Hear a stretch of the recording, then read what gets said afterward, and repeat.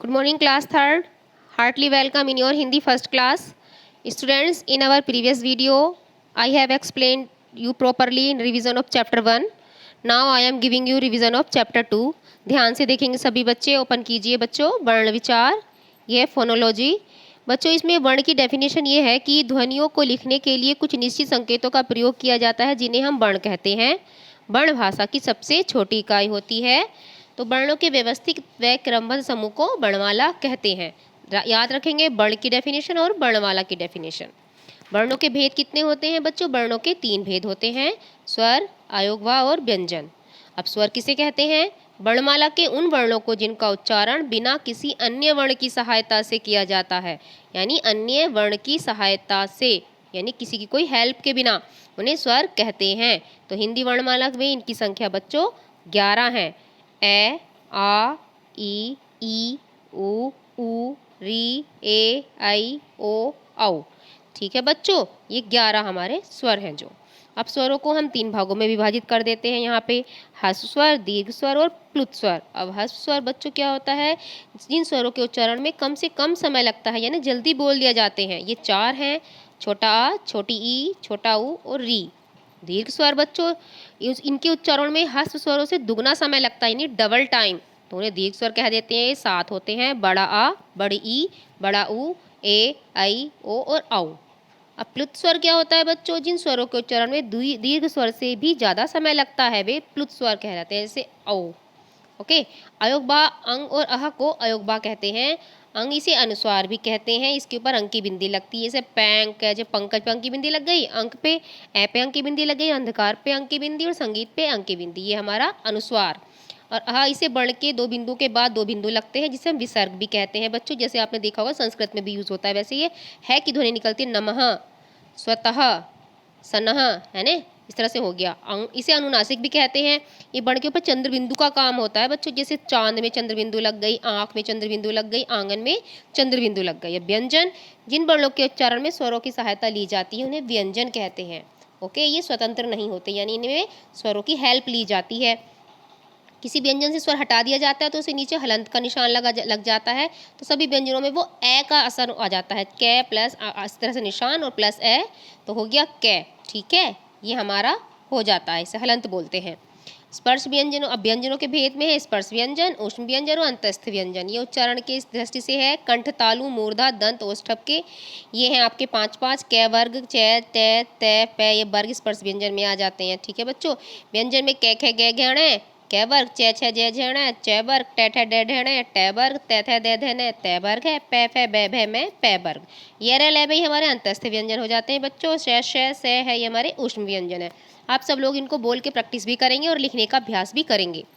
इसके अतिरिक्त वर्णमाला में वर्ण भी होते हैं, जैसे संयुक्त व्यंजन। वर्णमाला में 4 संयुक्त व्यंजन है, अक्षय, त्रय, ज्ञ, श्रय।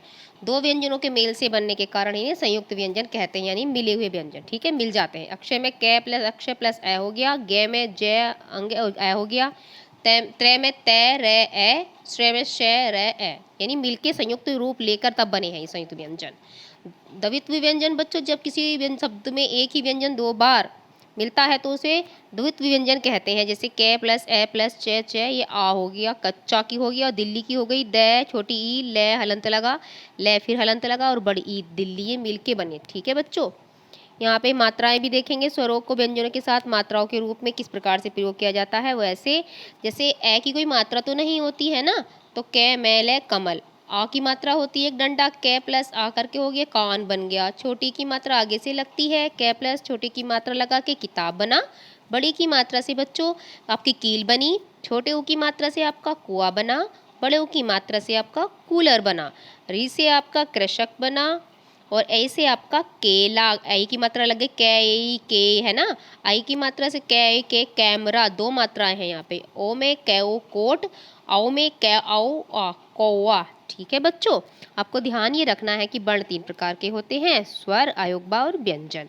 ठीक है, हमारे स्वर कितने होते हैं बच्चों? 11 होते हैं। 7 स्वर और ह्रस्व 4 होते हैं।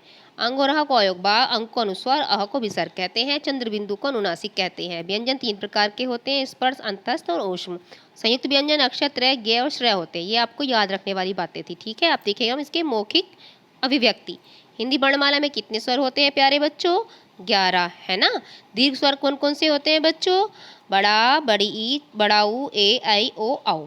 और कै वर्ग में कौन कौन से व्यंजन होते हैं बच्चों? 5, का, खा, ग, घ, अण।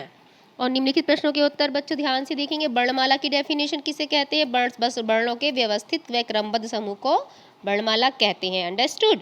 ख वर्णमाला में कितने स्वर हैं? उन्हें क्रम अनुसार लिखिए। 11 हैं। छोटा, बड़ा, छोटी, बड़ी, छोटाऊ, बड़ाऊ, री, ए, आई, ओ, औ। क्लियर। ऐसे 2 शब्द लिखिए जिनमें अनुस्वार का प्रयोग हुआ हो बच्चों। संगीत, अहंकार, इसके अलावा भी आप और दूसरे भी लिख सकते हो।